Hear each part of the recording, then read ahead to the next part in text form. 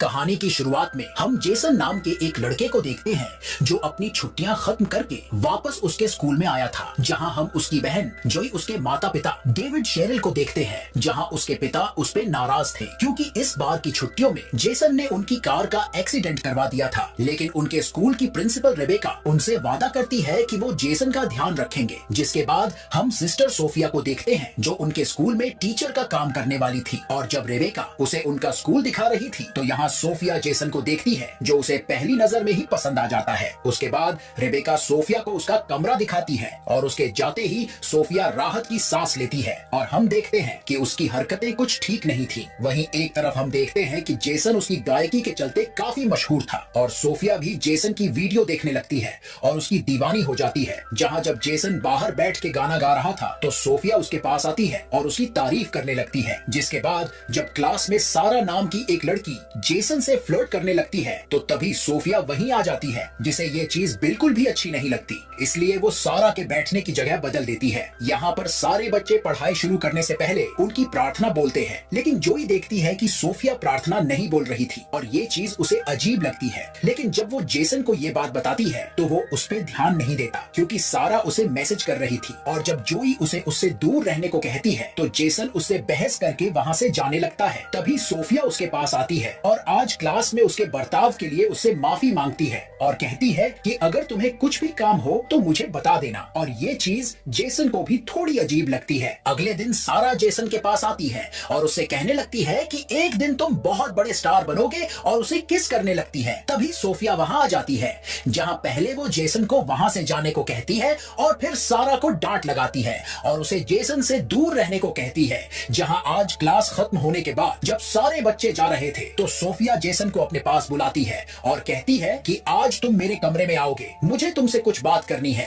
जिसके बाद सोफिया अपने कमरे में जाती है और अपने कपड़े उतार के अपने ऊपर एक नाइटी डालती है और फिर कानों में झूठ मूठ हेडफोन लगाती है। जहाँ जब जेसन आता है तो अनजान बन के वो उसके सामने अपने शरीर में लोशन लगाने लगती है और जेसन भी छुप के उसे देखने लगता है और फिर इसके पहले कि कोई उसे देख ले वहाँ चला जाता है। आज रात जेसन सो नहीं पाता क्योंकि उसके दिमाग में बार बार सोफिया आ रही थी और जेसन खुद को उसकी टीचर के साथ सोचने लगता है। अगले दिन हफ्ते का आखिरी दिन था जहां जोई और जेसन एक दो दिनों के लिए वापस उनके घर जा रहे थे और यहाँ पर जब सारा जेसन को बाएं बोलने आती है तो सोफिया को ये बात बिल्कुल भी अच्छी नहीं लगती। तभी रेबेका वहाँ आती है और सोफिया उन्हें कहने लगती है कि उसकी माँ की तबीयत खराब है इसलिए उसे उनसे मिलने जाना होगा और रेबेका मान भी जाती है। जहाँ रात में जब जेसन घर पर उसके पिता से कहने लगता है कि उसे 1 साल के लिए स्कूल नहीं जाना और उसके संगीत करियर पर ध्यान देना है तो उनके बीच बहस हो जाती है और जेसन गुस्से में बाहर चला जाता है। तभी सोफिया अपनी गाड़ी में जेसन के घर पर आती है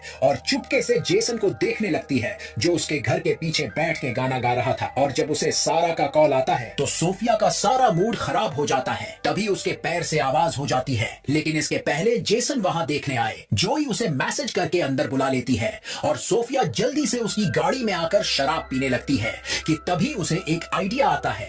कुछ दिनों बाद जब सारे बच्चे वापस आ गए तो सोफिया चुपके से लड़कियों के वार्ड में जाने लगती है जहां वो सारा के कमरे में जाकर उसकी एक किताब के अंदर एक सिगरेट रख देती है। लेकिन जब वो वहां से जा रही थी तो रेबेका उसे देख लेती है और सोफिया कुछ बहाना बना देती है, लेकिन जोई छिपकर उनकी बातें सुन रही थी और तभी सोफिया रेबेका को पीछे से गाली देती है और जो के होश उड़ जाते हैं। खैर अगले दिन जब सोफिया उनको पढ़ा रही थी तो सारा की किताब में से उसकी रखी सिगरेट निकलती है और जब रेबेका को ये बात पता चलती है तो वो सारा को स्कूल से निकाल देती है। जहाँ सोफिया का मानना था कि सारा के अलावा और भी बच्चे नशे करते होंगे, इसीलिए वो रेबेका के साथ सभी बच्चों के कमरे चेक करने लगती है। जहां उनको जेसन के कमरे में से एक शराब की बोतल मिलती है जो कि सोफिया ने ही कुछ देर पहले वहां रखी थी। रेबेका ये देख के उसे भी स्कूल से निकालना चाहती थी, लेकिन सोफिया के हिसाब से उन्हें जेसन को दूसरा मौका देना चाहिए और सजा के तौर पर जेसन इस हफ्ते घर नहीं जा सकता और उसे स्कूल में रहकर उसकी मदद करनी होगी। ये सुनकर रेबेका मान जाती है और यही तो वो चाहती थी। यहाँ पर हम एक फ्लैशबैक देखते हैं जहाँ सोफिया का असली नाम लॉरा था और उसने पहली बार जेसन को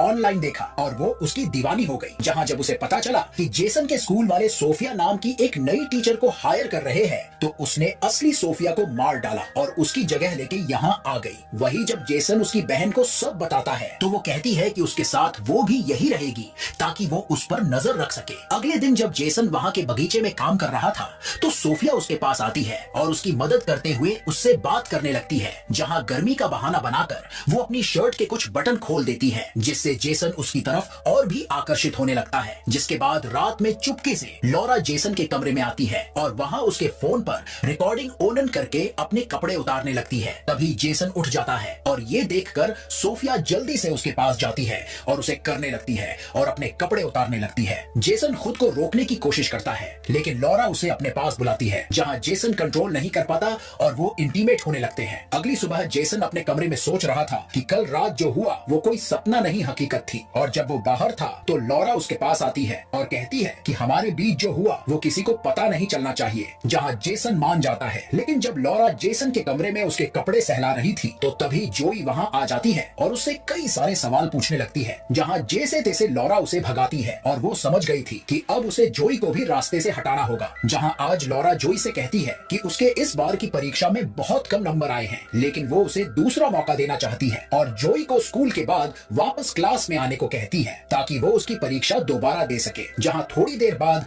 जोई वापस क्लास में आती है तो वहाँ टेबल के ऊपर लॉरा ने उनकी अगली परीक्षा का पेपर रखा था, जिसे जोई गलती से देख लेती है और तभी लॉरा वहाँ आ जाती है। जहाँ ये देख के लॉरा जोई को रेबेका के पास ले जाती है, जहाँ जोई उनसे माफी मांग रही थी, लेकिन लॉरा के हिसाब से उनको उसे निकाल देना चाहिए। जहाँ रेबेका लॉरा को बाहर भेजती है और फिर जोई से कहने लगती है कि मैं तुम्हें नहीं निकालूंगी, क्योंकि जोई एक अच्छी स्टूडेंट थी। ये सुनकर वो राहत की सांस लेती है और फिर रेबेका को लॉरा के बारे में बताने लगती है कि वो उसे कुछ ठीक नहीं लगती। वही एक तरफ जेसन उनके चर्च में आता है और यहाँ कन्फेशन चैम्बर में बैठकर उनके पादरी के सामने उसने जो लॉरा के साथ किया उसका कन्फेशन देने लगता है कि तभी वो देखता है कि उसकी बातें पादरी नहीं बल्कि लॉरा सुन रही थी, जो उसकी गोद में बैठ जाती है और यहाँ पर वो दोनों फिजिकल होने लगते हैं। अगले दिन उनके स्कूल में एक बिशप आता है, जिसकी बातों से रेबेका को पता चलता है कि वो सोफिया को जानता था, और जब लॉरा को ये बात पता चलती है तो वो जल्दी से वहाँ से जाने लगती है। और जब रेबेका उसे देख लेती है तो लॉरा बहाना मार देती है कि उसकी माँ की तबीयत खराब हो रही है और उसे जाना ही होगा, जहाँ ये चीज रेबेका को भी काफी अजीब लगती है। और वही एक तरफ जेसन को सारा का मैसेज आता है, जिसके घर आज रात एक पार्टी थी। जब जेसन और जोई घर आते हैं तो डिनर करते हुए फिर जेसन उसके पिता से झगड़ा करता है और वहाँ से चला जाता है। वही बाहर लॉरा ये सब देख रही थी। जेसन चल के सारा के घर उसकी पार्टी में जाता है, जो जेसन को बताती है कि उसके पिता कुछ जुगाड़ करके उसका एडमिशन वापस उसके स्कूल कर देंगे। और फिर वो जेसन को अपने साथ उसके कमरे में ले जाती है और उसके साथ मस्ती करने लगती है। लेकिन जेसन के दिमाग में अभी भी लॉरा ही चल रही थी, इसीलिए वो सारा को रोकता है और वहाँ से जाने लगता है। लेकिन रास्ते में एक पुलिस वाला उसे रोकता है क्योंकि वो शराब पी रहा था। लेकिन इसके पहले कि वो उसे गिरफ्तार करे, लॉरा वहाँ आकर उस ऑफिसर को समझाती है और जेसन को बचा लेती है। एक तरफ उसके माता पिता जेसन को लेकर परेशान हो रहे थे, इसलिए उसके पिता उसे ढूंढने जाते हैं। और वही लॉरा जेसन को अपने साथ एक होटल में ले गई थी और यहाँ वो उसके सामने अपने कपड़े बदलकर एक खूबसूरत लाल ड्रेस पहनती है और फिर उससे कहने लगती है कि मेरे पास बहुत सारे पैसे हैं, और जेसन को वो अपने साथ रखना चाहती थी। लेकिन जेसन को ये सब गलत लगता है, इसीलिए वो वहाँ से जाने लगता है। और ये देखकर लॉरा बहुत गुस्से में आ जाती है। जब जेसन एक बेंच पर बैठा था तो उसके पिता उसके पास आते हैं और उससे कहते हैं कि तुम अपने करियर के साथ जो करना चाहो कर सकते हो, मैं तुम्हें कुछ नहीं कहूंगा। और जेसन मान जाता है। अगली सुबह जब वो वापस स्कूल जा रहे थे तो जोई उनके घर के बाहर सोफिया की गाड़ी देख लेती थी। और फिर जब सभी लोग प्रार्थना कर रहे थे तो चुपके से जोई सोफिया की गाड़ी का नंबर लेकर उसकी सारी जानकारी निकाल लेती है। वही एक तरफ जेसन अपने कमरे में लॉरा को देखता है, जो कि मरने का नाटक कर रही थी। और जब जेसन उसकी पोल खोलने को कहता है तो लॉरा उसे धमकी देती है कि अगर तुमने ऐसा किया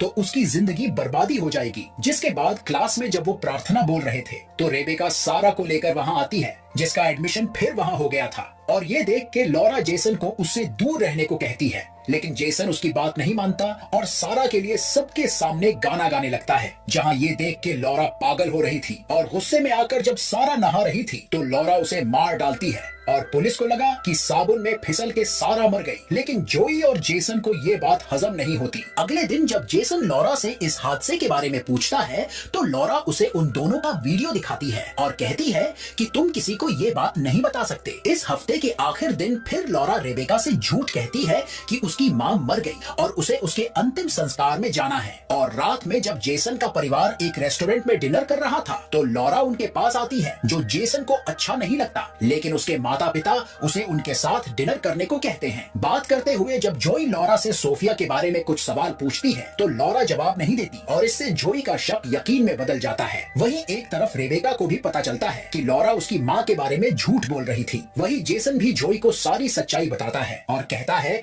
कि उसने एक नन के साथ रिश्ता बनाया है जिससे उसे जेल भी हो सकती है, लेकिन जोई कहती है कि लॉरा कोई नन नहीं है और इसका सबूत उनको उसके लैपटॉप में से मिल सकता है। जहां अगले दिन जब रेबेका लॉरा को अपनी ऑफिस में बुलाती है तो जोई और जेसन जल्दी से उसके कमरे में घुस जाते हैं और उसके लैपटॉप में से लॉरा का सारा कच्चा चिट्ठा निकालते हैं। वहीं रेबेका को भी उसकी असलियत पता चल गई थी और इसी वजह से लॉरा उन पे हमला कर देती है। और जब जोई और जेसन रेबेका को ढूंढ रहे थे तो लॉरा आ जाती है, जिससे जोई बदतमीजी करने लगती है तो लॉरा उस पे हमला कर देती है। जेसन उसे रोकने की कोशिश करता है, लेकिन लॉरा उसे धक्का मार के जोई को मारने की कोशिश करती है, लेकिन रेबेका उस पे पीछे से हमला कर देती है और जेसन एक स्क्रू ड्राइवर से लॉरा को मार डालता है। अगले सीन में हम इस घटना के कुछ महीने बाद का सीन देखते हैं, जहां जोई और जेसन ग्रेजुएट हो गए थे और जेसन के पिता उसे एक गिटार गिफ्ट में देते हैं। जहां इसी के साथ ये फिल्म यहीं पर खत्म हो जाती है।